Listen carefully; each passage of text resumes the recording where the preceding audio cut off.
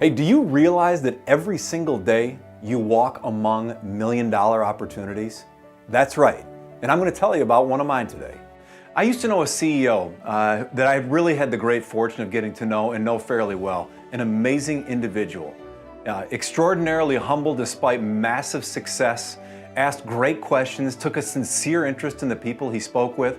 He was the kind of guy who you'd see give the keynote speech to a room full of 500 executives, and you'd find him an hour later out in the back alley with the busboys, having a smoke and cracking them up with some hilarious stories. A very unique, memorable individual. How did I meet this guy?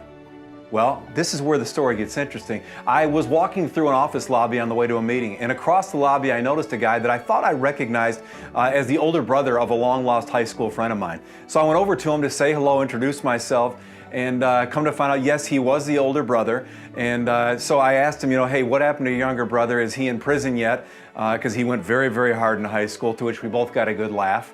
And then he told me no, that his younger brother had actually become a physician, which got us both a big laugh. He asked me what I was doing there that day. And I told him that I had a meeting on the other side of the building, and he asked me a little bit more about my family business and what we were doing. And when I told him, he said, you know what, you've got to tell your story to our CEO, because there might be a fit here, bigger than you're thinking. Well, that CEO went ahead and bought our family business. Yeah. After all our years of turmoil and striving and persevering, that one stranger I bumped into led me to the person who in one meeting changed our life forever. I mean, I hate to think about it, but it's hard not to. What if I had not gone across the lobby and spoken to this guy? It would have just vanished. Literally, the opportunity to take a business that had been around for 10 years and was hanging on for dear life in many of those weeks, months, and years, and cash out. It would never have happened had I not walked across the lobby, said hello, and made a joke with this semi-stranger. Are we taking those opportunities to go up, step out of our comfort zone, and introduce ourselves to people we don't know well or perhaps know at all? That's the business that we've gotten into. That's the choice we've made. So when you're at the conference, the association event, when you're at the wedding, when you're at the bar mitzvah, are we standing with our friends from work and our confidants at the bar in the comfort zone?